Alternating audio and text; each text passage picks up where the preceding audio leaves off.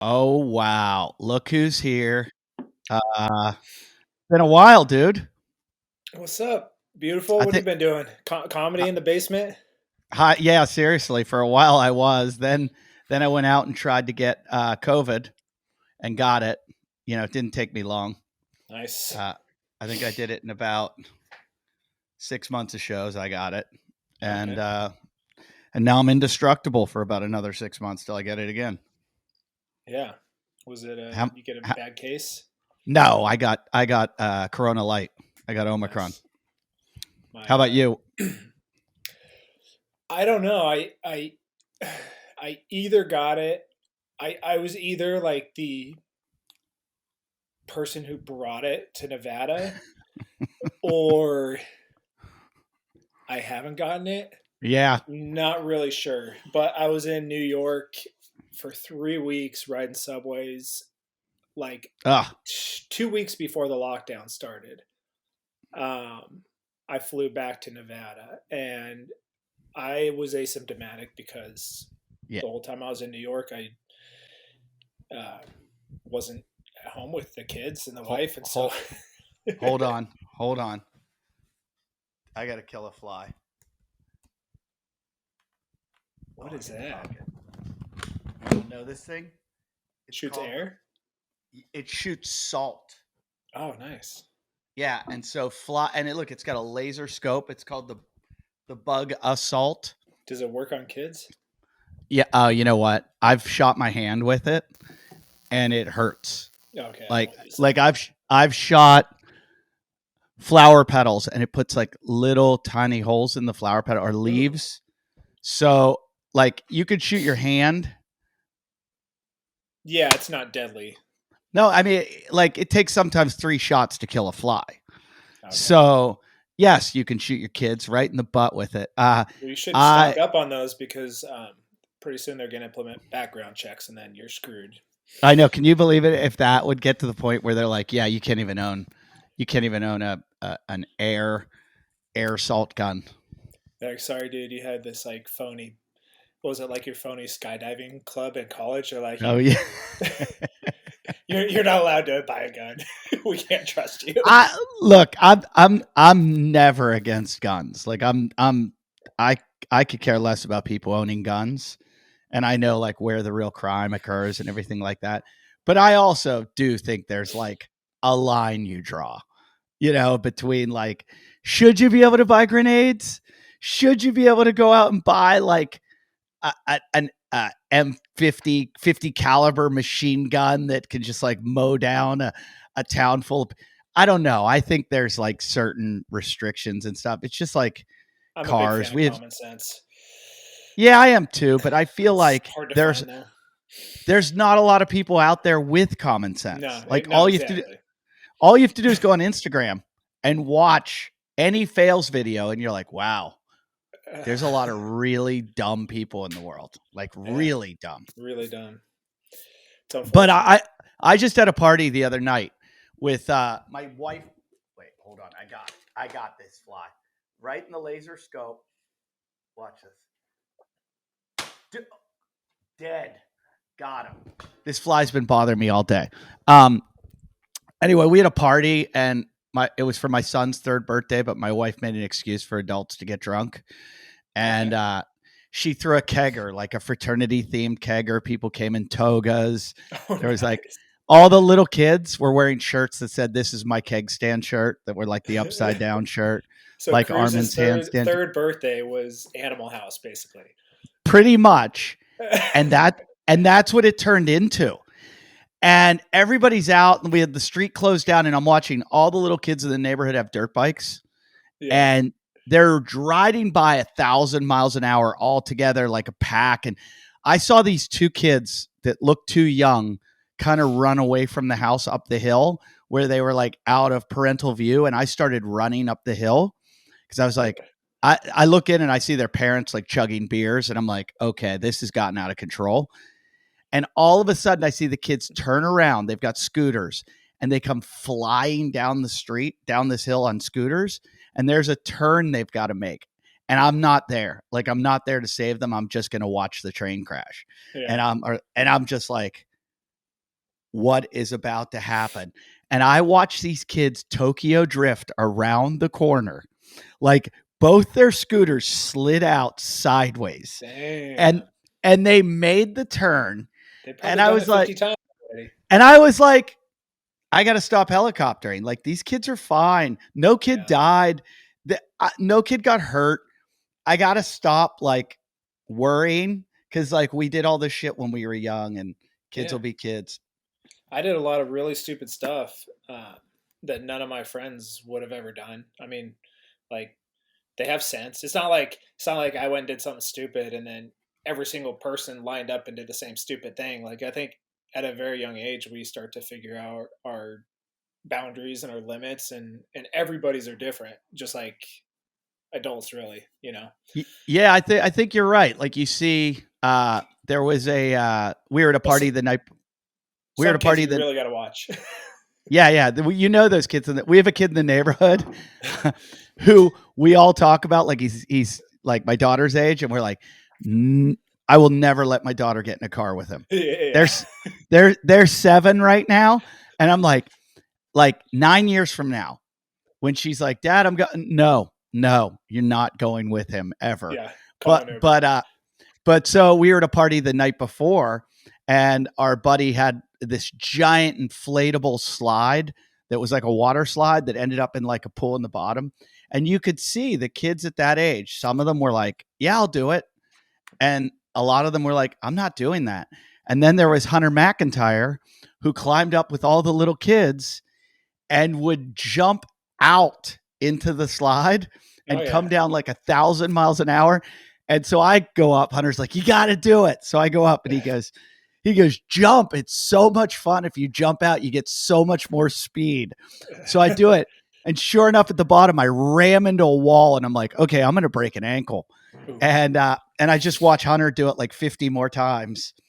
And I'm like, there's the dumbest kid up there. Yeah. There's always and usually the dumb ones don't get hurt either. It's a phenomenon. Like there's always that one psychopath that just goes the hugest, and it's a kid that's like trying to be a little bit safe. Like they're usually the ones that end up in the ER. Yeah. Yeah. I think it's always when you second guess yourself and you kind of like hesitate, or the anxiety. And Yeah. yeah, Game it's over. because I mean, I've had a lot of the X Games athletes on this, and you talk to them and you're like, how bad are your injuries? And they're like, I broke into my neck, my back, my this, my that. And they don't give a shit, most of them. Yeah. Every once in a while they get one injury that kind of stumps them. Yeah, I That- think with them, it's they're just always chasing that thing. So unless they have to stop doing what they like doing, then it's a problem. But uh, was there ever a hit in football that you took that you were like, what am I doing? no, No? I was Never just ever? I was just texting with my dad 2 days ago. He's like, if these targeting rules were around when you were playing, you would never have finished a game. I was like, yeah. I respond. I was like, I think I would have been the first person to like the first offensive player to get like banned for targeting, because as a running back, like there's one game I was kind of a bully on the field. So there's one game there's like really small safety. Like it was a varsity game. It was, I wasn't like picking on like a younger non-starter or something like that. Like it was in the middle of a game, but I was running the end zone on like a long run, and he was trying to chase me down, and I had like 5 yards to go. He never would have touched me, and I stutter stepped and like took a beeline right for him just so I could run him over before I got into the end zone. I was I was like that guy, but as a running back. I'm laughing extra hard at that because I feel like I was that guy. You were the safety. Yeah, because You're like, I'm gonna pretend like I want to chase this guy down because I don't Yeah. want the coach to yell at me when we watch film. yeah. But I don't really want to tackle him. I weighed 135 pounds, and they were like, all right, come on, you're fast as shit, go get him. Yeah. And then, bam. No, the reason I asked you about the hits, I was talking to my buddy yesterday, and he his friend is the equipment manager for the New York Giants, and Hmm. he said every year at camp in the first week, there's a couple guys that shit their pants, that literally shit their pants because they get hit so hard. Damn. And he's saying, when you're in college playing ball, there's always that one guy from another team that's going to hit you harder than you've ever been hit. But when Hmm. you go to the pros, every guy is that guy. Every single Eh, guy. No, I can see that. Um, the two hardest hits I ever can remember were both from teammates in like spring ball. And honestly, like I don't even think they were trying to hit me hard. It was literally two brothers. One year it was early on in college. I was playing fullback, and our defensive end was Make Kimoyatu. He ended up playing for like about 10 years with the Ravens as a defensive tackle. yeah. So I tried to block him as hard as I could, and just remember hitting him and then being flat on my back. And again, like I don't even think he was trying to hit me hard. He was just a freaking brick wall. Like Yeah. 330 pounds of solid Tongan flesh. Just and then his brother Chris played offensive guard, and I moved to linebacker. So I got to go against Chris 2 years later in practice, and Chris he ended up getting a Super Bowl ring with the Steelers. He played What, offensive guard what was for his offensive last guard. name? Kimo Iatu. Oh, yeah, yeah, yeah. Yeah. Yeah, he was there, and like I can't remember when their Super Bowl was. Probably like 2010 ish, um, around that time. But he was with the Steelers for about 10 years, Yeah. and I mean, those guys hit so freaking hard, and that's what I always think about is like I got lucky getting done in college. Um, I thought this is before any of the CTE stuff came out, so like I literally throughout my career thought that I was conditioning my brain to not get concussions, like because I was always looking to initiate contact. I loved hitting, and I like prided myself that I never got a concussion, in that I never got like a severe concussion. But then I see all the CTE research and everything else. I'm like, oh, every time you get a little bit dizzy, that's actually Yeah. a Yeah. concussion. I was like, oh, I got those every day. Yeah. So, I so mean, yeah, looking at the research, I'm like, okay, I guess the way I played was not like probably the safest way to do it. But at the time, I literally thought I was doing all the right things, because I was, keeping my head up, and I wasn't risking like a spinal cord injury. That's what we were always worried about. yeah, I wonder about you guys because I played football from like tackle football from age 7 till probably my junior year of I quit in my junior year of high school. And just when I crossed over to high school football and the hits that started coming, and Hmm. just this is high school just high school. I Yeah. Well, remember you're 130 pounds, man. That's not I even funny. I remember pressing my helmet in to make the ringing go away. I'd be like, does that, like, I was like, maybe if I squeeze my head, it'll stop. And so that was every day. And I just wonder about the guys like you and then beyond, like pro, where it's, you know, I used to go stand on the field at football games with my dad. He would take me to college games. And I Hmm. remember when that is when I said, oh, this is a whole different world. Like I aspired for that. And Yeah. then as soon as I heard the noise of the hits, I was like, and you don't hear that up in the stands. If you only hear that if you're down on the field, and it's like, oh my God, this is like a car crash. I, rem- Like, I remember the first. I guess I had probably been to some Oregon State practices, but they're pretty terrible during that time. I remember going to my the first Utah practice, like right after. I think it was. I was already done playing high school. It's like in the spring. We went to a spring practice, and I remember just being. That was the first time I ever felt intimidated. Like I was one of the best players. I got a college scholarship. So if you're getting a scholarship, you're like yeah, you're top one, a top man point. amongst boys at your Yeah, school. Yeah, so you're not like intimidated by anybody. But I remember watching that practice and just being like, damn, it's so much faster. Like the game is so much faster in college. And then once I was there for a couple years, it was just normal and I was used to it. But I remember really because I was really intently watching the practice. I was like, I'm gonna be on this team in the fall. like that's going to be me out there. And as confident as I was, being like the top dog in high school, it was like very eye opening. And yeah, I've had lots of conversations about the brain stuff, and I worry a little bit.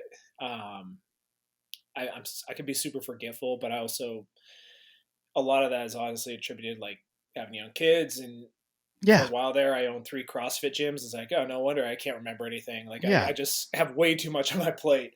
I actually feel better now, like mentally, than I did 3 years ago, just because like some stuff in my life is more in order. But I always look at the fact that I didn't make the NFL, and that was my dream, and how I probably dodged a bullet, because I added up all my years playing, and like I started in sixth grade, so I had 7 years to get through high school, and then another 5 of college. So that's like 12 years, right?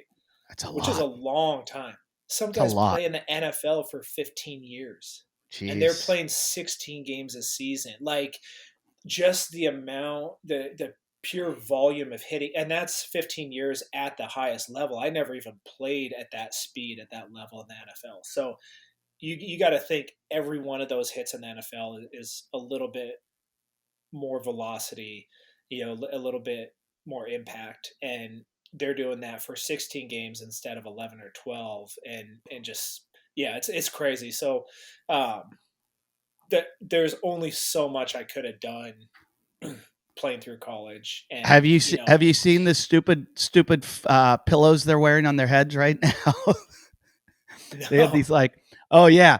So like like the different helmets, in or what no are you talking about? in practice they're wearing these like foam things on top of their helmets now. Oh, the Chrome. We used to call that the Chrome Dome. I don't. It has nothing to do with Chrome, but Yeah, yeah, but like every once in a while, a kid would get a concussion, then they'd have to wear that in practice for a couple weeks. So they're having everybody wear them now. it looks like everybody's wearing them now. It's so And anti-science. Like they literally said that the helmet makes it worse because you can go even faster. Like so, the more cushioning you have, because what causes a concussion is going from high the velocity and then absorption, yeah. stopping. Yeah, and so they're not. They're literally doing nothing by putting those on people.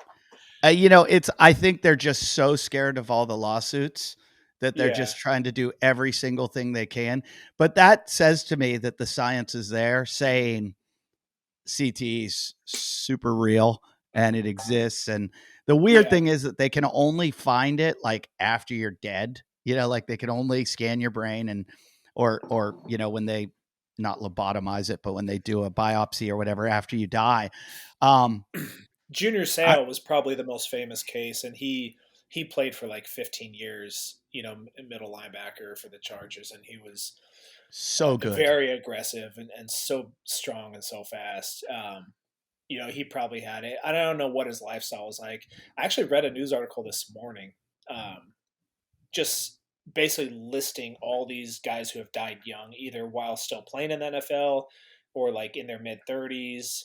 Some of them were suicide. Some of them were like, domestic violence or whatever. Some of them were like, they got shot by someone else, like maybe gang related or Yeah. whatever. But I think like, I think the CTE stuff is real, and it's probably worse, because guys keep getting bigger, faster, stronger. So it's probably more prevalent now than it was 20 years ago, because those guys played, in the 70s and 60s with like leather helmets.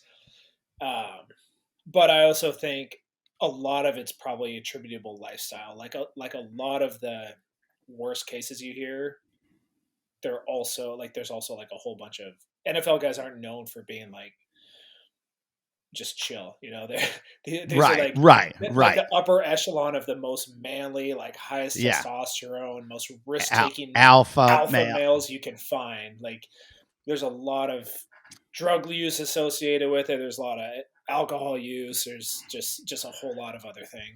I also, this is just a theory of mine and I could be completely off base, but I look at guys like Wellborn who, played on the line, smashing heads all the time in the pros. And, he looks into it a lot, it seems, and seems to, he explained to me once where he was having all these kind of like brain fog issues and everything and now feeling better. And I looked at my father-in-law, who was played in the NFL for 5 or 6 years, and these guys, it seems like I could be wrong, but maybe the guys that exercise their brain a lot, that it's just like anything else, like any other injury. If you kind of move it and work it, that you can kind of work it out, because it seems like the guys who kind of just like sit back and, sit at a used car lot and use their name, to sell the cars or something, and don't Mm-hmm. really do shit. They're the ones that always end up, in the really bad situations. But the guys that end up going to like Wall Street and end up Yeah. becoming they seem to be okay. And so I think it has a lot to do with maybe, using your brain and being active with it, to letting your brain just sit and marinate in whatever happened to it. But Yeah, in I think your injuries, brain's a muscle, and yeah, there's a lot of research. My in-laws are into this because they're aging. They're getting close to 70, and so you know they're like, yeah, exercise is the number one thing for your brain to just kind of like stave off dementia and Alzheimer's. They said exercise, like even more than like crossword puzzles and Sudokus and like these word games and whatever. Like those are good, but just exercise is actually the best thing, according to you know neurosurgeons and their research or whatever. So absolutely, like I think exercise is huge, and also brain exercise, like using it, trying to solve difficult problems. yeah. Um, yeah, absolutely, that's Well, gonna I think help. that when you talk about common sense, I think all of this is, everything's kind of theoretical, and then, there'll be some testing and proving things. But when it comes down to it, like Gary Rhino, I have on the show all the time, who talks about not using ice for injuries and moving the body part and Hmm. getting the blood flow to get everything out to the lymphatic system. When all my friends get COVID, I had it, and I had like a very mild case. And I think a lot of it had to do with the way I treated it. I got lots of sleep. And then when I would not sleep, I would get up and move around, and I would walk to just get my blood flowing, because I was like, I'm not going to sit and let this virus kind of fester inside me and just sit. I'd Hmm. rather get my blood pumping so that my inflammatory process can kind of work its way through. So I went on like a bunch of like big walks. I'd go out into the middle of the woods and just like walk forever. And I was over it in like 2 days. And it could have been that I just had a mild case, Yeah, or that, but that was my recommendation. A lot of people are like, oh, I just lay in bed, like my wife did for like a week. And I was like, get up and move, get up and move. I think moving, and I think that goes with don't overdo it when you have a cold, but like get your blood flowing, and then rest when you can, like sleep, get 10, 12 hours of sleep. But when you're up, move your body. yeah. And I That think, sounds very anecdotal, but I think there's a lot of truth to it. Like there's people who just say I never get sick, and they almost never get sick. It's almost like if you live in this state of denial that a virus is going to get the better of you, then you're going to do pretty well. And there's people who there's hypochondriacs. It's like a real thing. But then there's sure. people that we know who they're always saying like, oh, I always get sick. My so and so never gets sick, but I always get the worst. And it's like, yeah, probably shouldn't say that. That's probably why you get really sick. I mean, I'm it's not a rocket scientist, but no, I had a the nasty injury on my knee. This is like not a virus, but I did an O course doing CrossFit training with my team, and one of the obstacles like kind of malfunctioned, and like this log fell on the side of my knee, and just had this huge like softball size bruise on the inside of my knee. And the next weekend, I did a Spartan race, and I literally like took Monday off. I did some stuff Tuesday, Wednesday, just did what I could, what kind of felt good. And my leg was like all black and blue, the whole inside of it. But it wasn't like it was painful to push on like a bruise, but it like I could bend my knee just fine. And I did a 13-mile Spartan race with compression pants. And the next day, all the black and blueness was gone. Like it was 100% healed. and it was either the compression pants or it was because I did basically aerobic exercise for like 5 hours and just kept pumping the blood through my body, Yeah. and it cleared everything out. And I was like, shit, if I had seen a doctor with that bruise, they would have said to elevate it and ice it and not do anything else, and it probably would have been purple for like 2 weeks. Um, so yeah, Tiber. I don't think icing's. I think icing's good for lowering like your core body temperature. Like ice plunges, that's a whole different animal though. Yeah. But yeah, putting ice on an injury, I'm 100% with you. I think that's like an old school thing that doctors used to prescribe. I think it's total horseshit. I think you should do the opposite. I think you should I like get out and do shit. I can't believe how much they still prescribe it too. Like Oh, there's it's so insane. many things that doctors do that just baffle me. Baffle me. Like when they say ice it or rest ice compression elevation, and it's like it's been proven that's not right. And then like stuff like antibiotics for colds when they know it's a virus. Hmm. They know it's a virus and they're like, yeah, here, take a course of Yeah, antibiotics. And just it's get you like, out of the office. what? Yeah. Well, I have a buddy that's a doctor, and he's like, dude, it's you don't understand. He's like, people bug you so much that it's just the easiest way. And he Oh goes, yeah, that they'll show. come after you. They'll be like, "I'm gonna sue you because you won't give me like people are crazy. They just get in their head that they need antibiotics. Oh, I bet my that my happens all the my time. my sister got COVID. She's like a year older than me, and she ran out and made them get her like Paxlovid or whatever the new antiviral was. Hmm. And I was like, why? She's like, it's, and she was like quadruple vaxxed, like 2 boosters. And I'm like, well, you took two boosters, you still got it. You got it worse than I got it.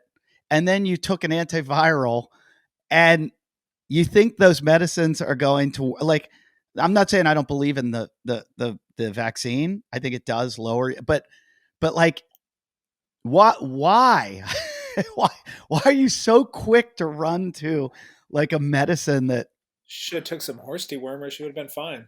I know, seriously. I almost had to That's where take it's at, man. I almost had to take ivermectin. I thought I got like a parasite in Costa Rica. This thing Oh came out yeah, of my a fucking worm that would came out of not my be fun. nose. Oh, A gross. a worm came out of Oh, my nose. that would freak me the fuck out. So then the next day I had the worst headache I've ever had. Oh wait, no. So I had the headache. The worm came out. The headache went away. Oh Then my the, god. then the next day I got this thing where I just walk out of my house and I started to like. It was like I was on mushrooms or something. Like everything got really bright, and then I couldn't like. I went and took my contact lenses out. I'm like, it was like my eyes were too strong. I freaked out and I told my wife to take me to the emergency room. I'm like, and I thought I had like one of those brain eating amoebas or something. I was like, something's happening.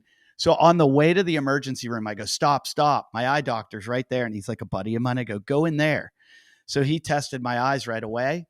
And he goes, no, you had this thing called an aurora or an aura. I think it's called an aura. And he's like, it's just like usually people have it after a sinus headache. And he's like, you'll probably never get it again in your life. No big deal. And I was like, okay, I'm not going to the emergency room. I was like, I'm good. Weird. At least Yeah. there's a name for it. That I thought he was just gonna tell you you're a dipshit and no. So then nothing happened. I And had the then the worm. worm came out of your nose? No, I had the worm tested too. And the doctor goes, Oh, okay. I go, what is it? He goes, we don't know. I go, what do you mean you don't know? He goes, it's not a worm. I go, well, How what did is it it? get there? He goes, I don't know. I don't know, but I was surfing for like 6 hours a day, and I just feel like something swam up my nose. Oh god, probably did. Oh, Yeah. that's But, freaky. especially if you just start going down the wormhole Worm. and start reading shit that people get in like third world countries, and you're like, Oh yeah, don't get on no, WebMD. no, man. I was like, I was freaking out, but Yeah, that I think sounds the terrible. Well, I but I brought think the COVID back to Nevada. I didn't have any symptoms.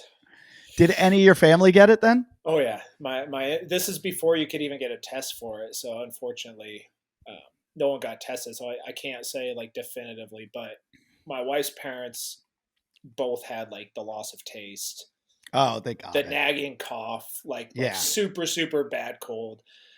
Their doctor's like, yeah, that's for sure COVID. My wife got it and was coughing forever. Both kids got it. And Allie, my wife, she had shingles when I was in New York because she was just like swamped with a 2 year Oh, old and a 4 year old at home. Like all the we, stress. yeah, this wasn't the best thing for our marriage.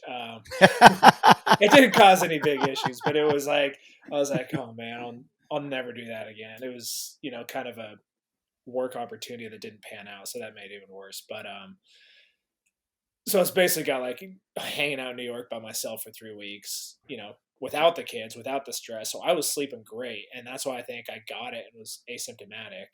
Either got it there or got it, Yeah. traveling on an airplane. Came back, gave it to everybody else. I I never think it's had any all I symptoms. I think it's all airplanes. I think it's all airplanes. I That's think where airports are everybody's the getting. most disgusting places on Yeah. earth by Yeah. far. They're Because like, the, "Oh, the thing is that they've got." viruses are everywhere. There's viruses everywhere all the Yeah. time. Like we think we're so smart and we're like, oh, I'm gonna put on this mask and nothing's getting in.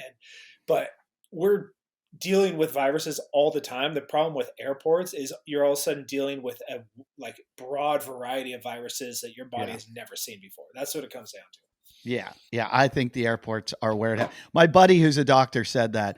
He goes, "Look, he goes, the FDA can control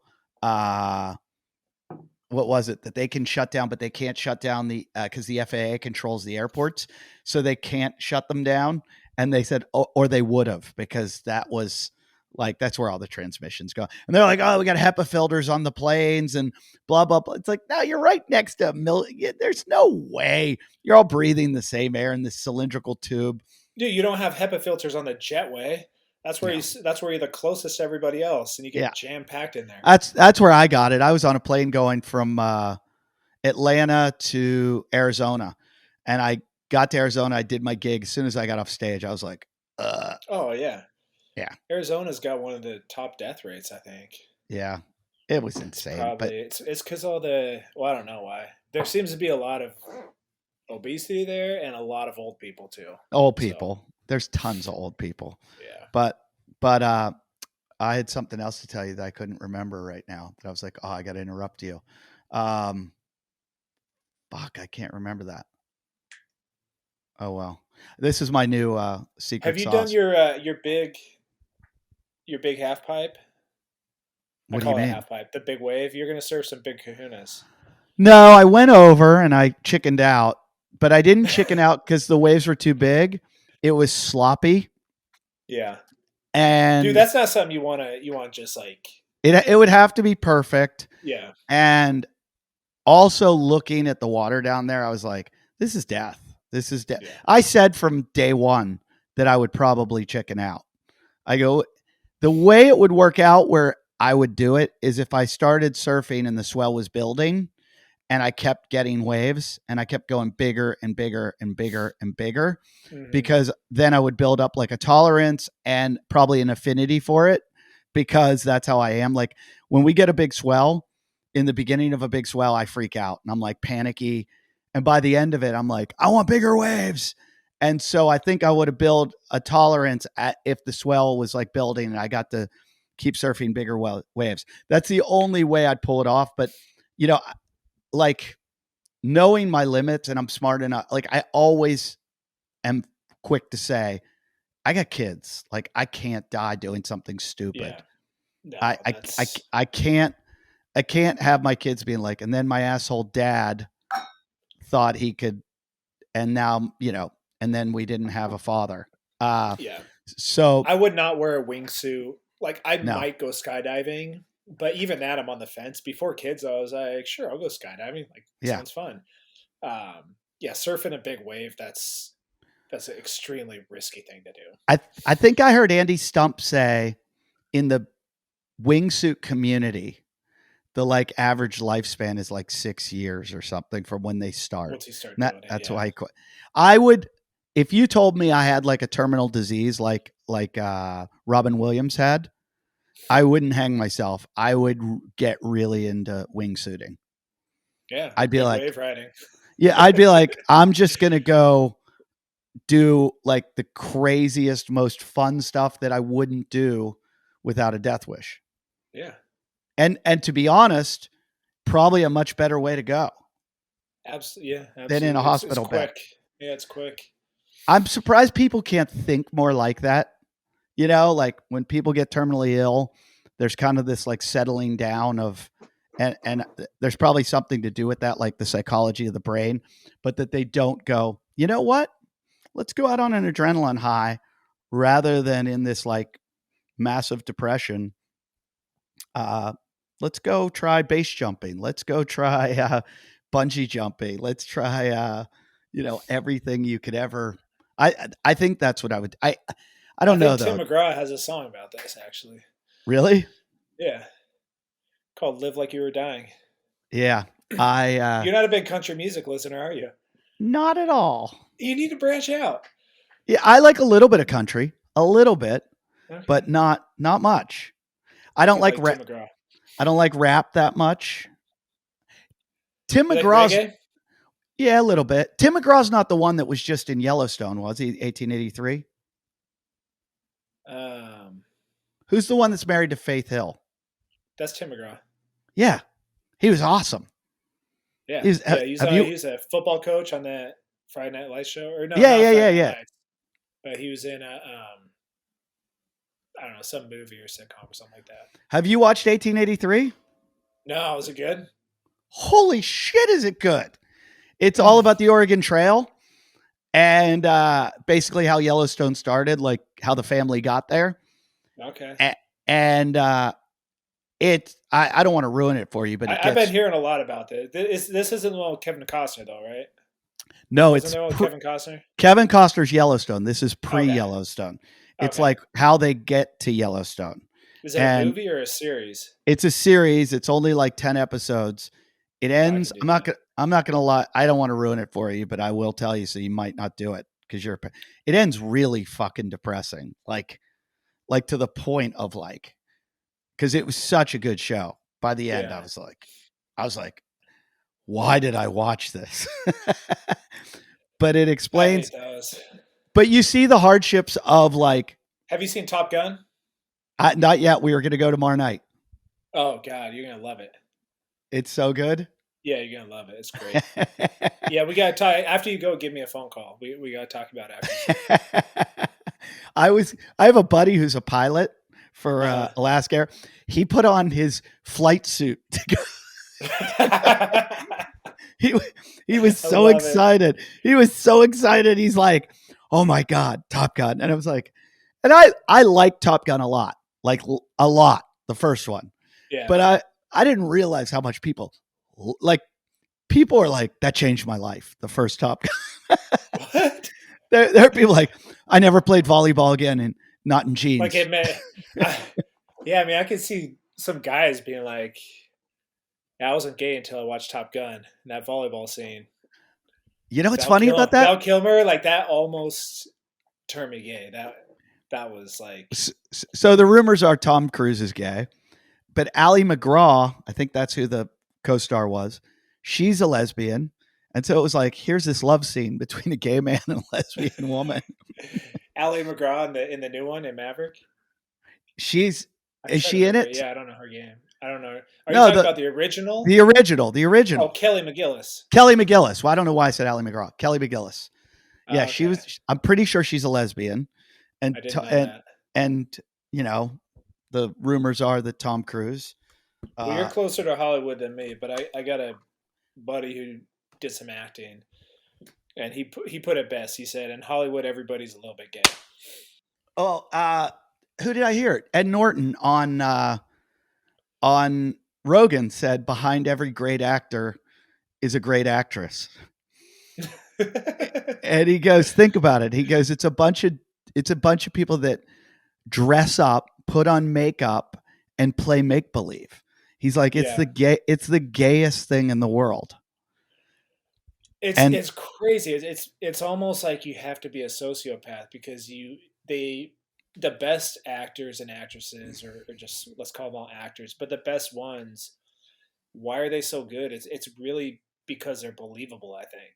And so what does it take to be like so believable, you probably have to just be like either so good at convincing yourself that you are this person that you're really not, or just like you're the best liar on earth. But it's a very unique skill set. It's not like the people they're playing could be like so righteous, or just have such high integrity, or just such a schmuck. They play all these different types of people, but it's not because they are that they it's not because they have those qualities that they can play those people. It's because they have the quality that they can convince themselves of anything. It's really weird. See, I have a total different belief on it because I used to do acting and I've been in sitcoms and done a few little films, and I think it's the easiest fucking thing in the world. And that we give these people way too much credit. Yeah. And usually the ones that used to succeed in the past, it's because they were the best looking ones, like, you look at the George Clooney's and the Elizabeth Hurleys and these people, they're just like stunningly good looking. And that's why they go to the top, because so it's really just great directors and then a bunch of people who win the lottery. I mean, there are some people that transform and I'll give people like Jim Carrey a lot of credit, that transform into these ridiculous characters, and they're strange and weird and that. But like, the hardest part of it is sitting and memorizing the lines and just going, okay, I gotta say this, then I gotta say that. And but I get mad at them because they put themselves on such a pedestal and have award shows for each other all the time. And it's like, there's people that run into burning buildings. There's people that deal with like old ladies that are shitting their pants all day long, that they're like attending to them. There's way harder jobs that deserve more credit than an actor. And yes, we all are entertained by you, but really, like, what's more important, somebody that entertains you or somebody that cleans your bedpan out when you're 85 years old, and or administers that pain reliever or whatever it is, or talks to you when you're, there's just, I don't know what it is that we're enamored of these people. But I got a sitcom deal about 4 or 5 years ago, and I used to get them all the time. They don't give them to me anymore. And weirdly, they saw me do a show and I was doing jokes about my mother-in-law and my father-in-law. And afterwards they were like, "Hey, we want to meet with you." And I had a meeting with Sony and this production company. And they were like, "Hey, we want to do this sitcom. It's a great concept. The whole idea of your NFL father-in-law and my mother-in-law was a playmate, and, and how they kind of like were part of our family and blah, blah, blah." And they go, after like a lot of meetings, they go, "Is it a deal breaker if you're not the star?" And I was like, whoa, like that had never happened to me before. They're always trying to make sitcoms about a comedian and then his life. And they were like, "We'd get someone else to play you. Like, would that be a deal breaker? Like, either I'm too old now and I don't fit the character or they just don't think I'm likable," whatever it was. And at first it was so they want to make a show about your story without you. Yeah, and that happens. And when they said it, it was like I got punched in the solar plexus. I was like, and then I went, wait a minute. I own the show. That's where all the money is, ownership. I go, I don't have to put on makeup, memorize lines, show up to the set every day. I was like, no, it's a deal breaker if you make me be in the show. I was like, this is a dream come true. I was like, pay me just to talk shit about my life. Yeah. And I don't have to show up to work every day. And I was great. Like, yeah, I was like, I don't want to be famous. No way. People think they want to be famous, and then they get touches of it and they're like, holy shit, I just want to be rich and privileged. No, yeah, like, rich is so much better than famous. Yeah. Fame sucks. But when you're on the non-famous side, though, it seems painful. Like, because I've been approximate to so many famous people, and when you're young, you're watching them. You must have seen, like with football and stuff. You see somebody adjacent. Yeah, you're like sitting there going, "Look at all the attention they're getting," and you're like, "Why can't that be me?" And now I'm like, thank God that wasn't me. Thank God, like, it's not me. And I just want the money they have. Yeah, there's. I mean, being famous and not rich is probably the worst possible Yeah. thing you could ever Yeah. want because there's yeah you don't have a whole lot of privacy. There's a whole lot of expectations put on you, and in the meantime, you're like just have all the stress of like the normal person working the 9 to 5 trying to put food on the table because you're not rich. I have That would, such that would be I really have shitty. I have such little fame, but I had an experience of like how bad it would be to be famous. I was eating dinner before a show in Lake Chelan, Washington.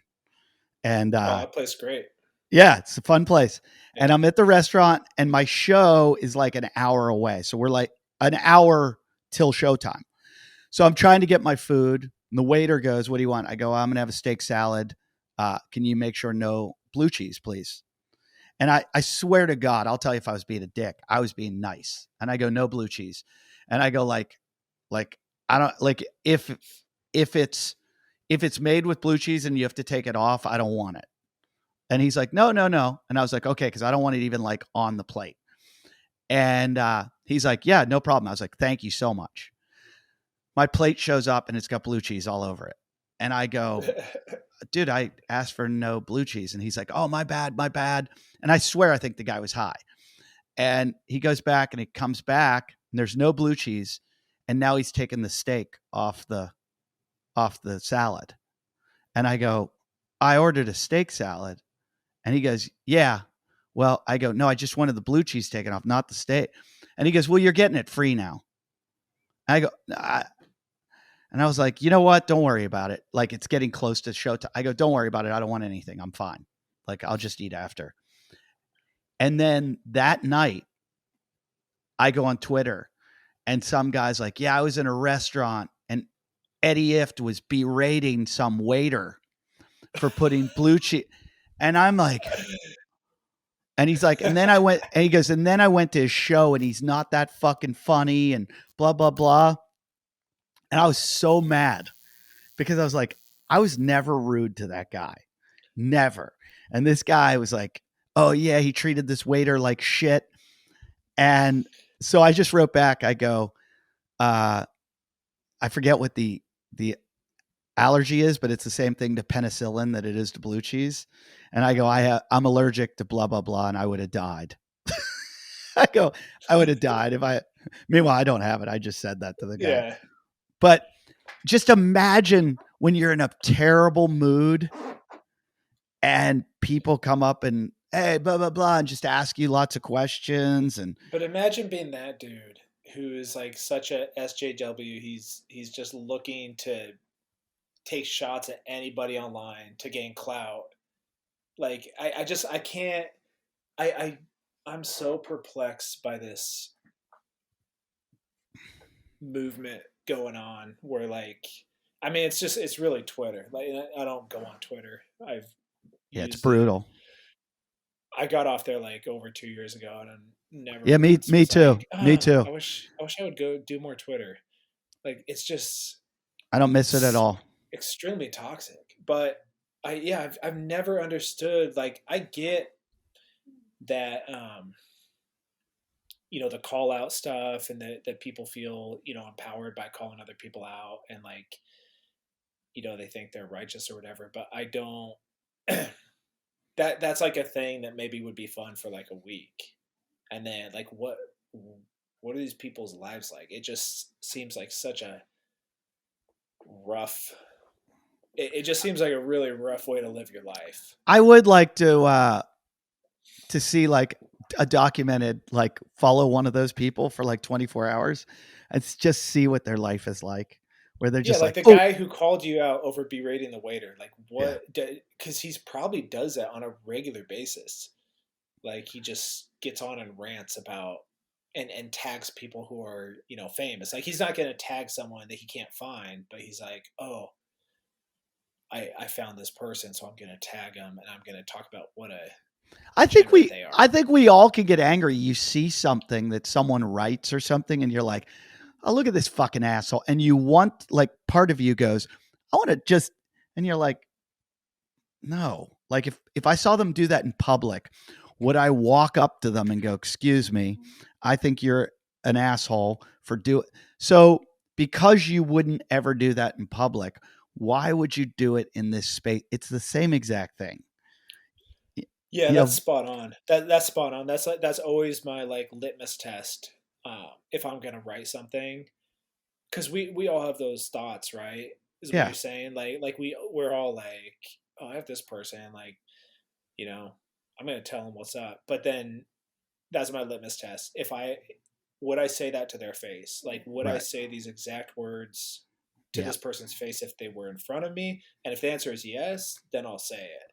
It's Because like if that. the answer It's is yes, then I feel strongly enough about it, number one. And number two, what I'm writing is going to be fair. Like, I will tell somebody that I don't appreciate something or that I'm upset or whatever. Like, I will, I guess, call somebody out in a fair way, but I'm not going to do it in an unfair way. And that's what that kid did to you.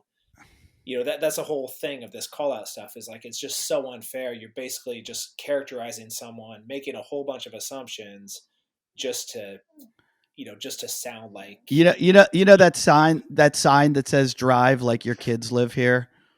Yeah. You know, that sign always gets to me because I have kids. As soon as I see it, I'm like, oh yeah, yeah, drive slow. There should be that sign on Twitter that says, like, say it like you would say it to their face. Like, Yes. don't say it if. And I often, sometimes, if I get criticism online, I always say that to people. I go, sorry, I don't take criticism online. You need to deliver it in person. Because it's like, would you? Would you come say that to me? And some guys are like, yeah, I would. But I've seen even big fucking tough guys back down when it comes to in person. I had a guy come on the podcast one time.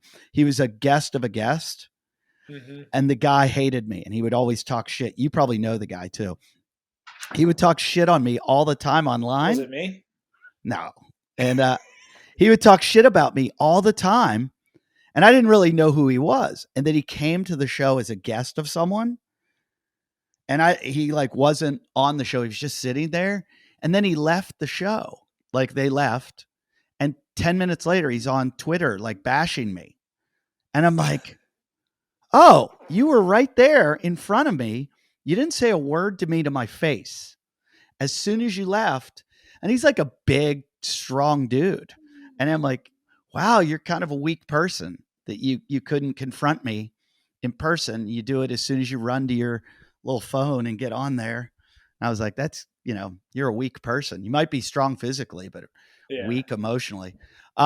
Speaking of calling people out, can we call out the CrossFit Games?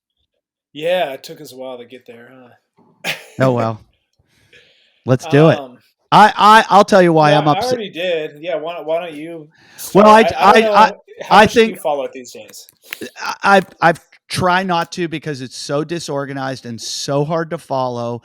And look, I'm not like I am a fan of Dave Castro. I think Dave Castro created a great product, did a great job, was very effective, and all the criticism he got, I was like, yeah, good luck, guys. Try to run this thing by yourself. Try to do this thing.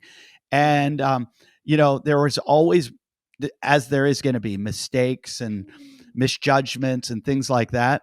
But this year, I have no fucking idea who's qualifying, how they're qualifying, who's going to the games, how many different levels there are, what the work. I mean, it's so confusing that I'm bored to tears with it and don't care at all. And that's all I'm going to say about it. So then when I saw your Yeah, post, I was like, oh, imagine that. yeah, it makes sense, right? I've Yeah. I've seen a lot of stuff. I don't. I wouldn't follow it hardly at all. Um, if I weren't coaching some competitive athletes, I've kind of made a point, like I guess over the last 5 years or so, to just I think my passion's more for coaching just regular folks. I like coaching in person, but anyway, it's not really the point. But I started coaching more competitive people for Underdogs Athletics because I'm good friends with Justin, and he asked me to coach basically, and it was a good opportunity, and I thought it'd be a good challenge. It's something I've done in the past, but I hadn't been doing recently. So I started doing it, and one of the reasons I stayed away from it was because I have a really hard time not caring, right? So like it's easier for me to coach in a gym on a regular basis because I care about those clients for the hour that I'm coaching them. And then I also would like to know about their lives and whatnot. But CrossFit to them is like 1 hour a day to just have a great workout. With competitors, CrossFit is their life. And I have a really hard time. I mean, not their whole life, right? But I have a really hard time not kind of internalizing that myself a little bit. And then it's like, okay, this is why I've kind of avoided that for a while because I have, one weekend I have a team I'm coaching in South Korea, so I'm staying up till like midnight to watch their workouts, and another individual there, and then I have another individual doing like a throwdown in Northern California, and then I have a Masters guy who I'm coaching in person, and you know, it's I'm not getting paid by the hour, so Right. coaching So competitors, you're fully vested. I'm very vested in the thing. Like, so I'm coaching a 65 and over male, so that's the highest division at CrossFit. There's no 70 plus. So a lot of these guys, pretty much the whole top 10 is 65 years old, right? They all just like kind of aged into this group, and a lot of these guys look at it as like this is my one shot because next year I'm going to be older. There's going to be a whole another group of men who were 1 year 64 younger. last Yeah. year, and they're gunning for it. So um, we put a lot into it, and I was just really disappointed by um, the way they handled it, and then I started going down the wormhole, and I realized that this is a pattern, and so I made a post on Instagram, kind of calling him out, and I really don't want the attention. I didn't want the attention. Like that's the last time I can't even remember the last time I've ever posted on Instagram like a complaint. Like I'm not a You person want who like has you a just bad flight and I complain about the airline or something and let everyone else know how bad they are. you, Like I you just want you want fairness for this guy. yeah, I wanted him to just get a fair shake, and also it really bothered me because the open online competition has always been just a crap show, like it since its inception. It's kind of like democracy. It's the worst form of figuring out who the fittest people are. Right? Democracy is like the worst form of government, except for all the other ones. Yeah. Um, and that's how these online competitions are. It's like there's so many flaws with it, but then the day it really is the best way they can do it because you're trying to find people from all over the world. You're trying to make this inclusive. Like I get all of the hurdles and I get all of the things that make it difficult to do an online competition. What's disappointing is that they would get a little better each year, and they've gotten much worse over the past 2 years, like progressively worse. And to me, that's a problem. Especially on behalf of an athlete I'm coaching. And what that says to me is it's not that they're not listening; it's that there's no one, or maybe there is someone, but there's no one who's in a position of authority there who has a backbone and is willing to make a difficult decision. They're So consistently just taking the path of least resistance, and that's just disappointing. so explain what happened to him because he got no rep done. They went back and looked at his video and gave him some no reps. Is that Yeah, a couple. So it wasn't even so. I think I can do this pretty concisely. Going he into met? this workout, this was there were 6 workouts to qualify, so you don't really know. There's a ton of flaws with this system. There's a ton of ways we could approach this. Of like, was the programming crap? could that be fixed? Could that have prevented this? Was it judging crap? Could that have prevented this?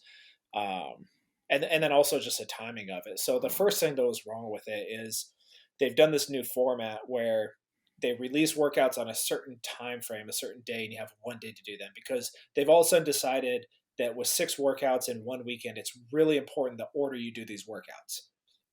I don't know why it's so important. If somebody wants to do a workout 4 times, I think they're a freaking idiot. Like, but that's their prerogative. That's how it used to be. It was like, we'll Right. release a workout and you have until this day to submit it. They also used to make you post videos, and they made those videos public. And so the whole community, anyone who wanted to could watch your video and judge if it was good or if it was crap. I didn't know they don't do that anymore. No, so to qualify for the top 10 in the world for a masters category, which you know you can you can argue whether masters is important or not, but the fact is that it doesn't matter. Like, there's a one argument of like, well, they can't put all these resources into this, it's too much judging, and it's not, the masters isn't really like the main event. But the reason I felt so upset here is, like, Meanwhile, let me interrupt you. judged some people, but they didn't judge other people. Let me interrupt you for a second. My opinion, and not just because I'm an old man, but I think masters for CrossFit should be one of the most important things, because what it proves is that these older people are achieving high level of fitness by doing this methodology. And so, and a lot of them are gym owners. It's easy for 22 and 24-year-old kids to do it because their bodies bounce back. But for someone in their 50s and 60s and 65 years old to be doing this and how fit they are, that's a testament to how good the program is, to how good CrossFit is. So they should be highlighting this over everything else. Yeah. I mean, that to me, and so I think it's very important. Yeah, Steve, the guy I'm coaching, he's 65 years old. He has a 350-pound back squat. Wow. Like, legit. Over 400-pound deadlift. He's a beast, and he can do bar muscle ups, he can do ring muscle ups, he can do burpees. He's got a good engine, and so are the other, top 10 guys. Not all of them are. He's actually one of the strongest out of all of them, probably top 3. But all those guys, they're super impressive. Same. How does he move when it comes to like running and stuff? Is he legit? He's an okay runner. Yeah. He's better than most at like overhead squats. I got him squat satching like 135, which is, at that age, a lot of basically no one's like squat satching if they're going for a PR. It's all power. Like those are things, so he's got better mobility than most guys that age. Right. I think he's still on his first set of hips and knees. I don't think he's had any replacements or anything like that. But there's dudes competing in the top 10 who are like, they're on their second hip, Yeah. So it's crazy what they're still able to accomplish and what they're able to put out. But yeah, so he did, he did the weekend, and we go into the 5th workout. And so that was one of the problems, is like, these workouts have to be done on certain days, and then the videos are due and the scores are due.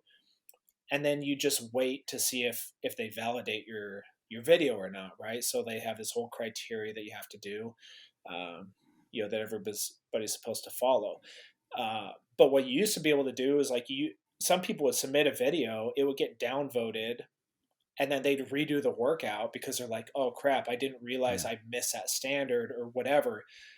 So there's at least like a second chance, a grace period. Yeah. To redo it. It's not like it's an advantage for them to redo the workout. It's actually a disadvantage. So I think that is kind of a problem, to wait. Basically they're waiting until the whole thing is done, and then they're reviewing videos. And so what do you do when like your second place guy is like crushes 5 workouts out of 6, but then on that 6th workout, they misread the workout standards. They did it incorrectly. Now they're just, kicked out of the competition. Yeah. Like that's not what happened, but that's just an example of something that could happen in this format. there's not a whole lot of feedback and dialogue going on. So But what anyway, happened to him? yeah, so we did the first 4 workouts, and then we did the last one. And going in the last workout, we looked at it. Uh, it's a AMRAP of wall balls, and well, it's not really an AMRAP; it's a death by. So you do a 2 minute window. You have to do 25 wall balls.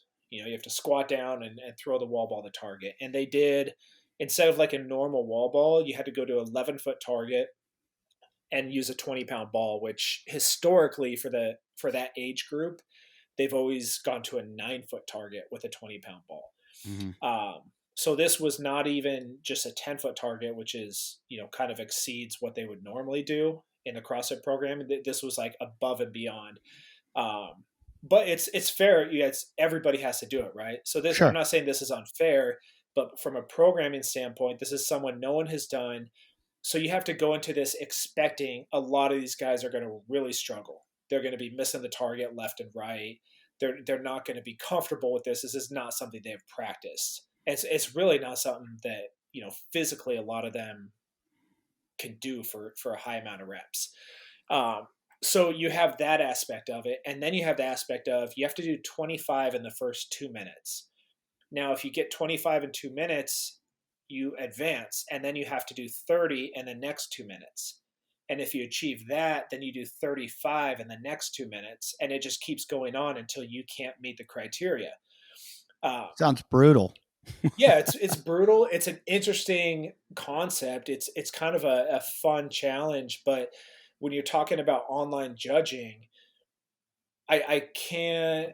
I mean, I can see how somebody might have overlooked this until it became a problem. But in hindsight, this is like the dumbest thing possible, and this has already been pointed out by other people. But basically, let's say everybody does good reps, everything's good, right? So let's say someone does, they have a good judge.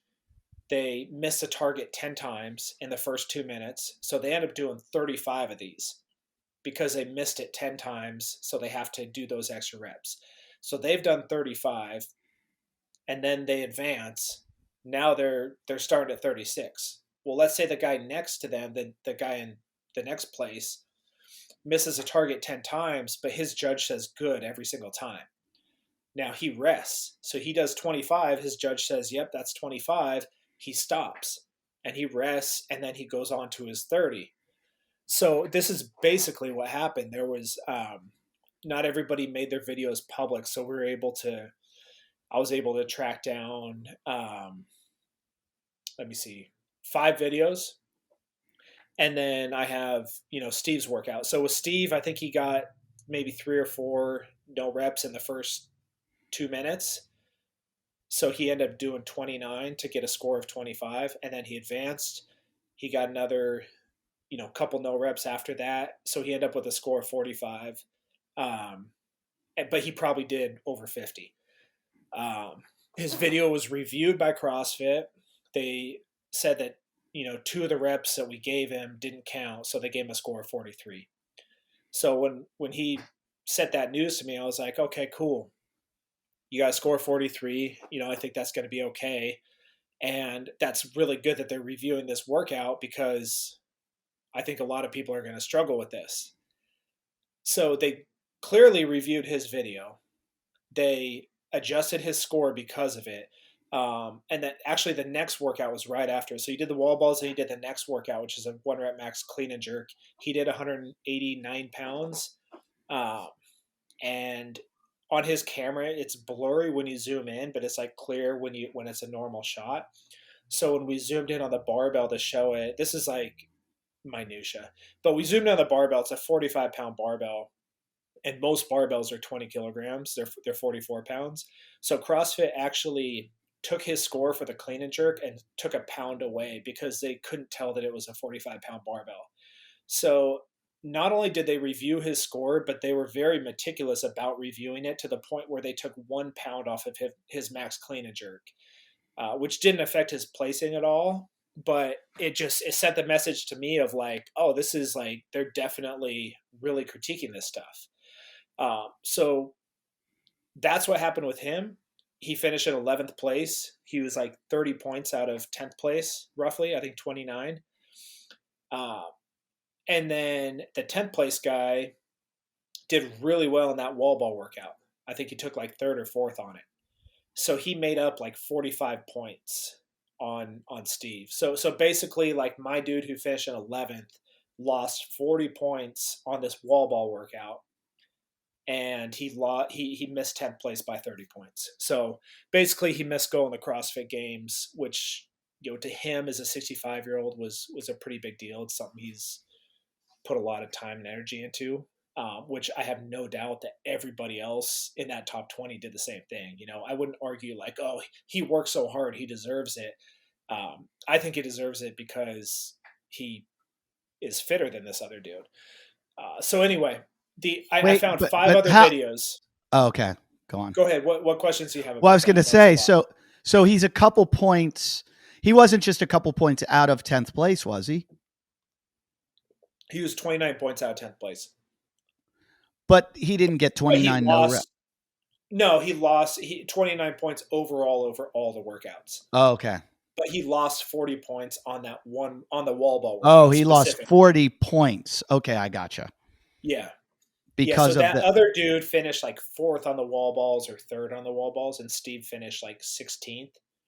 So the other dude who's in 10th got like he got like 85 points, and Steve got like 45 points or something like that. Okay.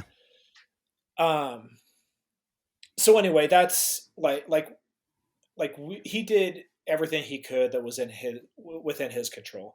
And before that workout even started, I literally had a conversation with him. I was like, "Hey man, what do you think is going to happen if other people just go to a 10-foot target or like miss a bunch of reps, but nobody calls their no reps?" Because I'm like, they're going to keep moving on and they're going to get these huge scores. And if I no rep you every single time you miss a target and you get this low score, what if these videos don't get judged? Like you'll be screwed. And so I literally told him, I'm like, do you want to just do as good as you can and I'll just give you a good rep every time? And then maybe you won't get judged, or you will. Like, I wasn't saying this because I thought it was a good idea to cheat. I said this to him because I was like, hey, what if this happens that these other people don't hold the standards? Like, you can't compete against that because they're doing 6 minutes of wall balls and you're doing 2 minutes or 4 minutes. And he literally told me, he's like, no, I just want to do it the right way.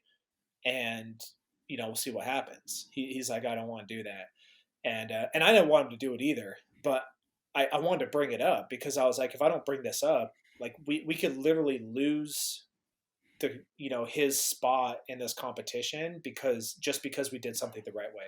So anyway, I found 5 videos of guys doing the workout.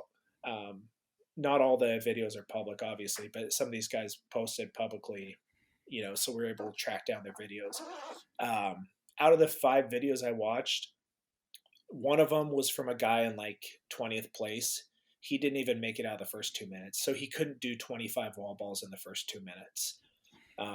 He was missing the target. He was getting no repped, and it was a really difficult movement.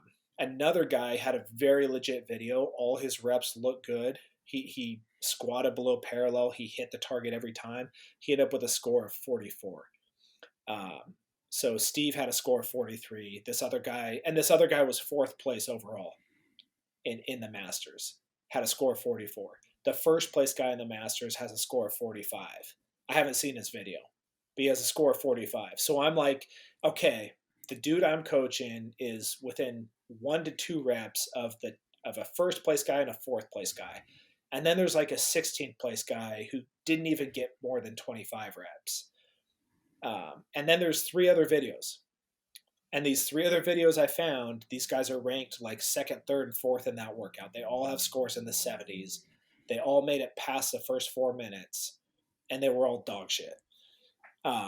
One of them, the dude never squats below parallel. Like, his best squats probably get to parallel. but half, like not even half. I'd say 80% of his squats, he's not even close to parallel, and he's jumping. Like he's basically doing a half squat and then jumping up because that's enabling him to hit the target. So he Mhm. does a really good job hitting the target with the ball, but he's not squatting full depth ever. And he even misses a target a few times.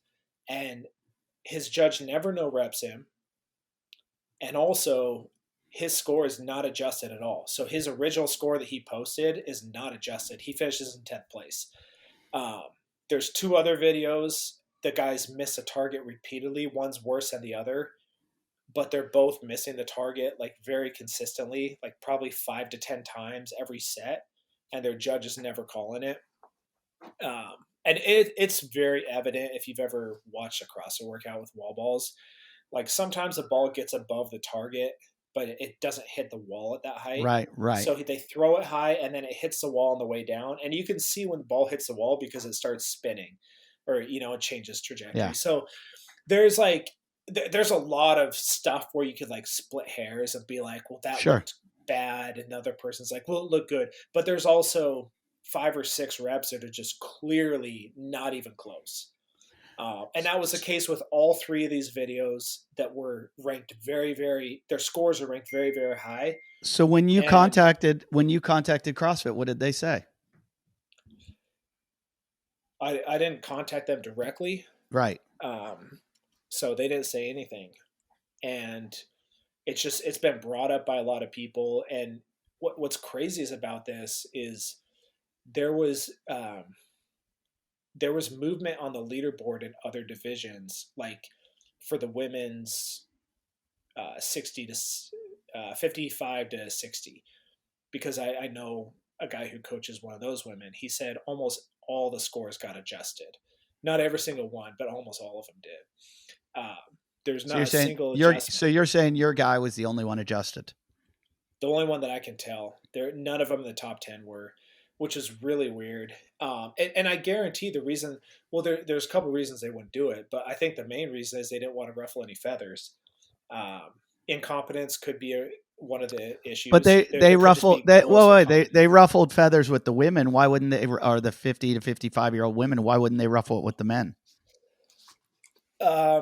This is getting into like conspiracy theory realm. I would say probably they looked at the leaderboard and tried to figure out what would happen if they change them. And in the women, my guess is it probably changed a lot of movement from like 6th to 7th or 13th to 12th, but it probably didn't change the top 10.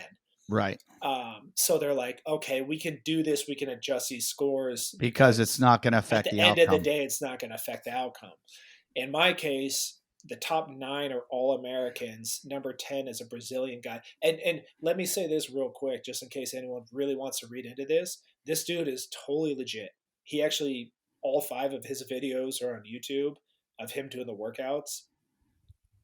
What's his name? Who, the Brazilian guy? Are we talking? Yeah, I'd have to look it up. Oh no! What's your guy's name? Steve Mann with two N's, MANN.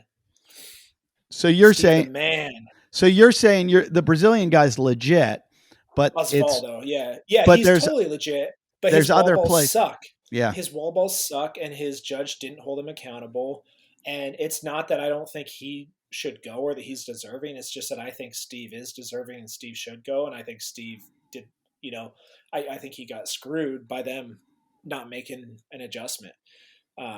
So it has nothing to do with any of the competitors. Like the competitors who had garbage scores, I don't think they're cheaters. I just think their score should have been adjusted. And it's hard for you to protest this because you don't have access to be able to judge his competitors, like legitimate access. Like it's like you've sourced those, but it's not like they were posted and you can go, look at this one, look at this one, look at this one. They're the only ones holding the true videos. So they can make the decision based on like, well, it's what we're watching. You don't see it. Is that correct? Yeah. Yeah. And I wouldn't honestly, like when I kind of called them out on it, I don't expect them to make any changes. Like I don't think they will. I didn't think they will. I don't think they will. I don't think they should. I want them to do better next time. Um, I'm hoping Steve gets in because maybe someone drops out. Maybe someone Yeah. decides that they don't want to make Sure. the trip out there or whatever. He'll be the first guy to fill that spot. So he's trained his ass off.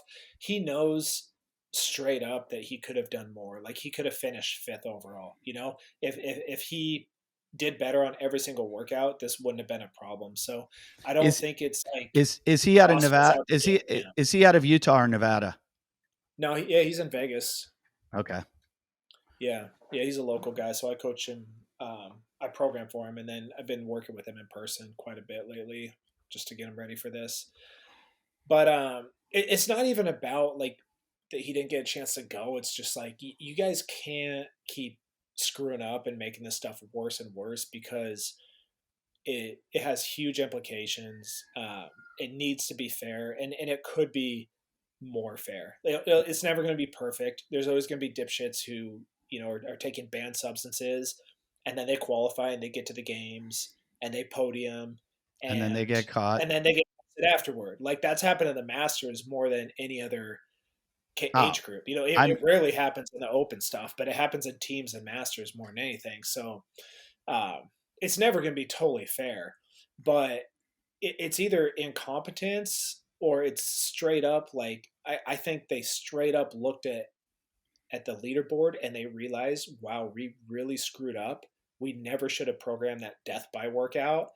This is a complete crap show because essentially what happened is like usually if someone has a bad video that they miss a bunch of reps, CrossFit gives them like a 15% penalty yeah. for it's Yeah. called like a major penalty. Well, what the hell does that do when someone does 6 minutes of wall balls and the other person does 2 minutes of wall balls because Right, they were right, held to a right, standard, right, right. or they do 4 minutes of wall balls because they were held to a standard? Right. When it Like doesn't allow you to go on in a death by. I see your point. Death by it's can crazy. can Have you let you and go. think about muscle ups in a workout? Like have you done a workout where you had 20 muscle ups? Let's say. Have I? Yeah. Yeah. I don't Okay. do that anymore. So if how long does it take you to do the first five? Not long. Okay. How long does it take you to do the last two? Forever. Okay. So that's my point is like, what are you going to do with these penalties? Let's say the workout has 20 muscle ups in the middle of it, and one person is not locking their elbows out ever. So they're doing a pretty good muscle up, but they're not quite locking out their elbows. And then the next person is getting no reps. They get 3 no reps. So they have to do 23 muscle ups. But those last 3 muscle ups take them 3 minutes because Right. they're hitting failure and then they're Right. having to rest for long periods of time. A 15% penalty for the first person, they're like, well, shit, I'll take a 15% penalty. It saved me 3 minutes. This is a 10-minute workout. Yeah. Yeah. You're going to take a minute and a half away from me. Like, I'm It's just good. So, CrossFit's sending a message to everybody out there that to what you game should do is game the game it. system. Yeah. Cheat Yeah. the standards. Don't do Yeah. full range of motion. Yep. Just send in a dog shit video. And then half the time they won't even watch a video, Yep. especially if it's in the earlier stages. But then even in the late stages of qualification, you're seeing people not hit standards even close, and they're still advancing. I've often wondered that with a lot of guys that, there's a big difference between somebody that does high in the open and then they get to like a regional or whatever they call them now, and then they perform like shit. And it's like, well, you got away with it because, 30,000 people or 300,000 people, I'm sorry, are submitting videos and they don't have the manpower to watch 300,000 videos. So, No, they, so they you, shouldn't be watching so those. you cheated your way in, but if you qualified, they should have watched it. They should Yeah, go back and go, all right, we're going to watch everyone that qualified. yeah. And I did the math here for the Masters semifinals. They narrowed it down to 30 people competing for 10 spots. So for the Masters semifinals, it would take. I can't. I did all earlier. It was somewhere around if you paid people $20 an hour, it would cost like $15,000 to $20,000 to pay people to watch the videos. Now you could get people to watch videos for free. You could have people watch their peers or something like that. There's lots of different solutions here, but even if it costs $20,000, you take all those masters people, you say, hey, do you want these videos to be watched and critiqued? It'll cost you an extra $40. I don't think you need to go there. So, I think you just need to have the threat of, it was funny. David Paradiso, who owns CrossFit Paradiso, told me one time mm-hmm. he put up a security cam in the gym. And he said, I started watching people's, just in regular workouts. Yeah. People would say, oh, I did it in 13-12. And he'd be like, really, did you? Because I just went and watched a video of you. So he And, started policing his gym's leaderboard. well, he did. Then he kind of said to everybody, stop cheating because we see you. I'm not going to call you out now, but I will in the future because you're warned, yeah. because you're affecting other people in the gym. Because that always gets into my head when I'm doing a workout and I'm in the middle of like something and I see everybody run out the door and I'm like, yeah. No, I got 12 of these left. What did they just do?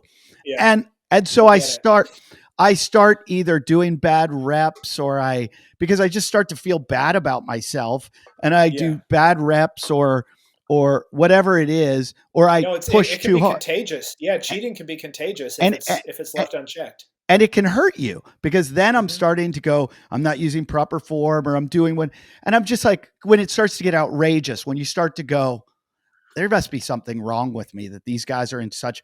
So if hey, you're being watched, Big Brother's watching you at all times, then you're going to be more apt to count all your reps, do them properly. And so if they just said, hey, all your videos are going to be posted and everybody in the CrossFit community is going to be able to see them and judge them. And if you pull some bullshit, you're going to get called out on it. Then people are going to be more strict about their reps. And what you're saying is CrossFit's created a culture of let's game it. Let's just go for the fastest. We'll take 15% penalties and it'll still get us into these next rounds. So I see what you're saying. I see your argument. That's a message they're sending. And probably not intentionally. Like I'm not going to ever judge those guys with, in bad faith. No, I think I don't like doing that. And no, I think they want to do the best they can do, but yeah, they fall short every once in a while. And this is one of those places where they're falling short. And I honestly think they're in over their head. I think losing Castro is a hard thing to, you're losing your figurehead, the guy who's run the thing for forever. And, you're under a whole new regiment. Yeah, he used to call people out. So there's a lot of, everyone's going to have criticism. And I heard this from Adrian Bosman, and I'll give him this in good faith. He said there's always been criticism. This isn't something new. It's always happened. And, the criticism always happens. There always has been criticism, but they also used to deal with it differently. They didn't used to just offer you like a word salad and then and talk to you about all the conversation. Like, this is what drives me crazy. Don't tell me how many conversations you had about possible solutions. Tell me what the solutions are, because all I've heard from them is how much dialogue there's been and how much input they've been receiving. Like, what does that even mean? Yeah. There's zero action, and I don't even care if the action is good or bad. At least it's something. Like just tell me that you're actually addressing these issues and recognize them, because what it appears is they're basically not taking accountability. They're taking the path of least resistance. They're just trying to appease people, and it's you can only attribute that to either laziness or just a culture of fear where they don't want to stick their neck out because they're worried about losing their paycheck. And that might very well be the case, but that's not what's going to make their CrossFit game successful. Like, it's going to get really bad if they don't change course. So does Steve have any chance of them? His only chances if someone drops out or gets hurt? Yeah, I believe in the rule book the leaderboard is finalized after 7 days. Okay. So I waited till after that 7-day window. I literally was checking the leaderboard like 3-4 times a day. I'm a just a hopeless optimist. So every day I was like, oh, they're going to shuffle it. They're going to shuffle it. Someone's going to watch this video. Someone's going to get a major penalty. And the top 10 never changed, not a single score, Mm, which is really, really weird considering it did change in a lot of other categories. interesting. That's the one thing that really disappointed me is I think it was intentional. I think they looked at it. I think they realized that they really, really fucked up, and they didn't want to do anything about it. Well, I hope somehow he finds his way in, and not to change the subject at all, but how come you didn't compete for the Masters at all? Because I'm not very fit. Really? Are you out of shape right Simple, now? simple. I tried to. I was demoing a workout. I demoed most of Steve's workouts beforehand just to see if I would learn something. But anyway, I did a bench press session. I failed at 275 for a single, and Shut up. that's for me. I'm not like obsessed with my bench press, but I've never not been able to hit 300. Like 300's always been guaranteed since I was like 18. So I Well, yeah, let me off a just little say, bit. stay on your bench press because that thing goes away quickly. Yeah, no, it's Quickly. coming back. I did it. I've been basically only benching and biking for the last 4 weeks. But no, I have no desire to do masters. To answer your question, I'm not in very good shape. I like working out. I've actually been hitting a little harder lately and feel really good. So I'm glad. Like I like training hard, but I'm about to go do. I've been doing Pat Barber's workouts with RPM. oh, Uh, nice. and I love them. I love them. Yeah, It's so funny. I do it like an online CrossFit class where I sit and watch the video, and I watch Pat, who, by the way, the my manimal. he's pretty funny. Yeah, he Um, is. like I'm surprised they keep him on, like almost because he's so funny. Like he's like a class clown teaching the class, Yeah. and I watch his videos and I laugh at him really because that's what I come from. My daughter sometimes does the workouts with me. She goes, Dad, um, why is he doing jokes? She's 7 years old. She goes, why is he doing jokes? She goes, is he a comedian? And Is he I doing a go, set? and I go, no. I go, no, no, he's not a comedian. She goes, then why is he doing jokes? And I go, because he's just being funny. You don't have to be a comedian. So I told him that. I texted him. I go, my daughter asked, well, he goes, I don't know if I should be offended or honored. And I go, be honored that she thought you were funny enough. I go, be offended that she doesn't want you to do jokes anymore. but but I love it. It's like going through a CrossFit class, and this is my thing on it. Why I like it.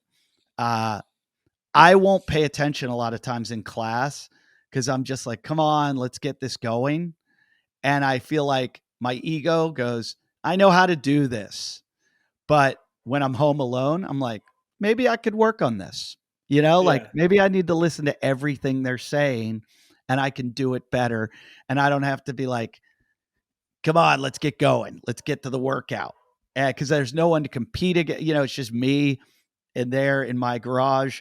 And so I really like it. I feel like it's got me in good shape. I don't know if I told I'm doing 30. I just finished today or yesterday was my last day. I ate McDonald's for 30 days straight. You're doing the supersize me I diet? lost I lost 5 pounds of fat. Doing Five. just McDonald's? Yeah, I would eat just the meat.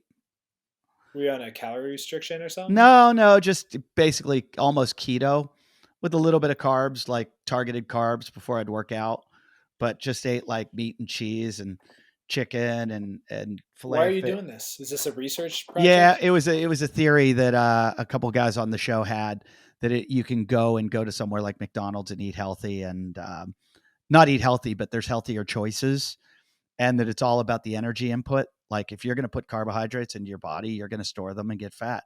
If you're going to Hmm. put protein and carb, and the fact that we're all protein deficient. I was eating about a pound and a half of protein a day, like of meat, Yeah. and it's like that to me just proved that's what I gained muscle at my age. I gained muscle and lost 5 pounds of body fat. Um, I will admit I also supplemented with an amino acid, Yeah. Amino Co. And I did but a carnivore diet. I wanted to do it for a month.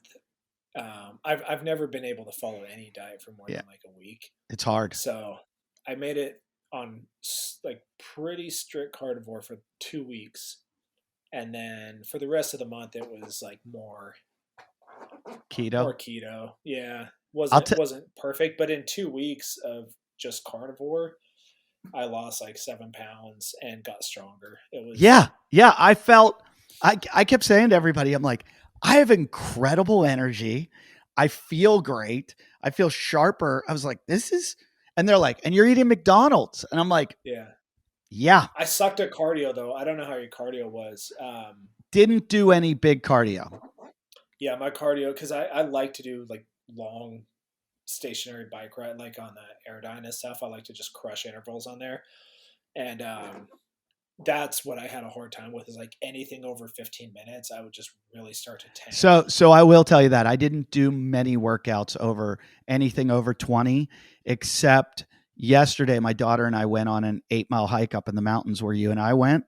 And we Mm-hmm. did, remember the elevator, the really steep one where you guys Yeah, all left me because I was hurt and you went up that, like it was like, you were hallucinating. no, this was in the early stages when I like in the morning. Remember, we went down that the Saddle Peak Mountain, and then we had to cross that road and go up that. It's like 3 miles straight uphill. Yeah, yeah. So I took my daughter up that yesterday, who's 7 years old, and it it didn't get to me then as much as like I woke up today and I was like, oh, like Were you really I'm sore? sore and I needed carbs. I needed carbs Yeah, for that. Like that was just it because we were out for yeah. I three felt like I hours. got more sore, a little more sore uh, on the carnivore, and just and my endurance sucked. But like mentally, I I didn't get tired in the middle of the day. Like I Hmm. usually get tired around 2, 3 o'clock. Kind of like that lull. I didn't have that. Like I actually felt mentally better on a carnivore diet, and definitely leaned out, lost some belly Well, fat. I had this guy recently on, this doctor that did all the NASA testing with amino acids because the athletes in space lose, or the astronauts lose so much muscle Yeah, mass, and then they started having them take amino acids and found out that they weren't, you know, there was no catabolism, like they were maintaining all their muscle mass, they were just and eating shit. no, they're just giving them amino acids. No, like before they were Oh, just like it was because their diet was just shit. That's why they were I losing muscle. It wasn't because of the other yeah, stuff as much. I think, well, like when you're under gravity, or when you're it's less gravity, your body isn't fighting against it, so you're Yeah, they lose bone density too, right? Because there's sure. just no weight bearing. So I started taking amino acids. I swear to God, and I'm not just saying this because they are a sponsor, but my aches and pains have all gone away. Like I truly believe Bobby, crazy Bobby, who was always on the show, always used Hmm. to swear to me that you need to take essential amino acids. And I'd be like, oh, I take protein powder. And he's like, why? Why do you? He's like, that's like beer. Why not just take alcohol? He's like, Yeah. take So it's take just the amino. BCA. That's the No, thing. I'm taking essentials, not BCAAs, essential amino acids, and I feel What's fucking the difference? awesome. Explain Uh, that to me. BCAAs are branch chain amino acids, and they're only certain amino acids. They're the ones that I believe So that you're BCAAs are like the main ones they use to build muscle, but they're not. It's not all the essentials. So essential is what you're saying is all the essential ones that it right, takes to build an actual protein cell. right, and so Hunter will argue with you that you only need, when you're doing like endurance sports, that you only need the BCAAs. But Mm, after talking to these guys, I believe that you need it all. yeah. You need all the essentials, and I don't know why you would like why you wouldn't. And there are some weird arguments against BCAAs, um, like that some of these amino acids without the others are kind of dangerous for you. Um, Here, I'll tell you what it I mean, says. I would assume if you're eating a lot of meat, you're getting all of the essentials, and so the Yeah, BCAAs are just supplementing like kind of the main ones that you use the most of, right? Because like certain aminos are used more than others. So here's what it says. A branched chain amino acid is a specific type of essential amino acid with a branched molecular structure. These amino acids are leucine, isoleucine, and valine. BCAAs are the primary amino acids found in skeletal muscles, so they are considered the most important for muscle building. However, BCAAs on their own are not a complete protein. In other words, essential amino acids contain all the branched chain amino acids, but branched chain amino acids do not contain all the Essentials. essentials. So, protein sources like meat, dairy, and eggs contain all 9 essential amino acids are considered complete proteins. I mean, I just don't understand why the advantage of taking branch. The So I main, think with branch chain, it's because they're the most prevalent. So they're just saying like we're going to give you an extra boost of like. So let's say every protein molecule, there's like a is there 9 or 11 essentials? 9. 9. Okay, so there's 9, but there's 3 of them that there's like the majority of the amino acids are these 3, and then there's also these other 6, but they're a smaller quantity. So we're going to give Oh, you oh, extra of I these here, 3. here it is. I believe this is the oh no, this is BCA. I was going to say the absorption rate. That like because someone like Hunter that's out there working out and needs them to prevent Mm. catabolism while he's like on a 3-hour run, that the BCAs are more absorbed quicker. But I don't believe that. I've never heard anything about absorption. I just thought it was like a volume thing. Like there's a higher volume of these 3 that are the branch chains. I've heard that explained. I'm reading just But I everything. think the really important thing is that the essential that there's 9 of them and that you need all 9. You can't make a protein with 7 out of the 9, and that's So what a the lot diff, of the di- vegetarians want here to here argue. here's the difference too. The cost. Essentials cost more than branch chains. Well, of So course, yeah, because you're that's why getting more. people want to sell you branch chains. Yeah. Uh, it does say this: when to use BCAAs. Taking BCAAs before or during your workout result in less muscle protein breakdown. Um, So I'd assume if you're already taking essentials, or if you're eating like a huge intake of meat, then taking branch chains is probably a good supplement to that if you need a supplement. But at that point, you might not need any supplement I just don't see why you would take branch chain over over essentials. essentials. It just doesn't make sense. No, I think if you could just take essentials, then that's the way to go. Yeah. But I'll tell you what, I felt I have never felt better. And I don't know if it's because of this or because I ate McDonald's for a month. But I'm not going to eat McDonald's ever again. And I'm going to take the amino acids every day because When I did you finish this? How far out of McDonald's are you? yesterday and today, everybody's like, Nice. they're like, have you shit your pants? Is it like, I go, no, I had healthy shits for a month. Today, I ate, my first meal today was, I had this protein cereal, and I ran to the toilet, like ran. It was like a race. And I so, like McDonald's, and every time I drive up to Utah, it's a 6 hour drive. We always stop at McDonald's, get a couple biscuits with sausage. It's delicious. I I mean, just, I just know this: if my blood work comes back good, because we did blood testing, and I'm doing more blood testing tomorrow. If it comes back good, I will never hesitate to run into a fast food place again when I'm hungry and chow down like a half a pound of burger meat. Like, yeah.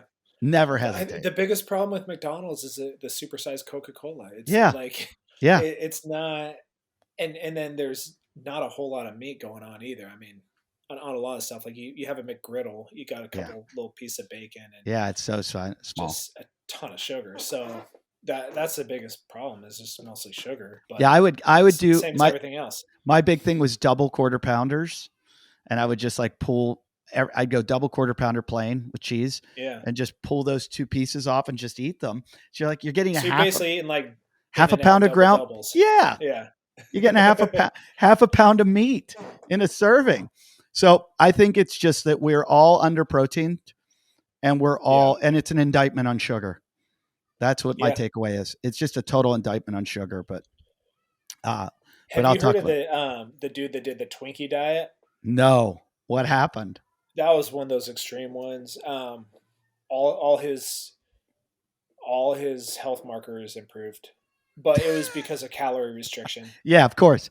So Yeah, I just met a he dude. lost weight, and he was like doing it for research purposes. But yeah, he lost weight and all his health. So basically, calorie restriction will improve like your markers if you're like, especially if you're overweight. Oh, you're muted. I'm hearing what? Uh oh. Uh oh. Cruises on the loose. I had a guy Better on the, wrap this up. yeah, I had the podcast, or I was at CrossFit. Geez, what's the name of it? Up in San Francisco. I went, and there's one of the coaches there, Rory, did 100 days of diets. Every 10 days he would do a new diet. He'd do vegan, he'd do paleo, he'd do carnivore. And he's like, I got so ripped. And it's like, he goes, it's just because it was caloric restriction. He's like, Yeah, every one of them's caloric restriction. And switching it up, you're never going to get used to it and figure out how to kind of cheat it and get in yeah. extra calories. So it's like, it's a great idea. Yeah, he was And always thinking about what he was putting in his body, and yeah, being very intentional about. If you're just intentional about what you put in your yep, body, you're not going to over. I mean, overeating is the biggest issue, and it's the easiest thing to do because there's just so much shit. Like I got a Little Caesars 2 minutes away from my house. yeah, You know, that'll once a crush week, you. it's like, oh, I don't feel like cooking dinner right now. I'm just gonna go get pizza and put a bunch of shit in my body. So Yeah. yeah, convenience is a bitch. All right, dude. Well, I better go because my kid looks like he's having a meltdown. But great talking to you. Hope to see you soon. I was in Vegas a few weeks ago. I should have called you. I was out of it though. I Um, know you were in here once, and you reached out to me, and I stood you up. I no, don't think I no. was even in I town. think everyone was sick then. I think that's everyone was had a cold or something, and I'm like, stay away. Yeah, it was bad. Yeah, We had a bad stretch there. Going back to school was a yeah. All the germs that, coming back. man. That was something. All right. Well, hey, D- where can people find you and get coaching from you? Is that possible? Yeah, just look up Underdogs Athletics. I'm coaching from them. So if anyone wants to follow some good programming, specifically competitors, most everything we do is geared toward competitors. But it's Underdogs Athletics, Underdogs with an S, and that's kind of Justin Kotler's brainchild. He's coaching a lot Do of you still games have your athletes. do you still have your gym up in Utah? It's kicking ass. Oh, It's not awesome. mine anymore, but it's kicking ass. And the couple that were managing the gym for me, they're full owners now, and they're doing great community up there. So yeah, they're doing a really good job in Salt Lake City. So you're full time Vegas now. Full time, just a complete degenerate.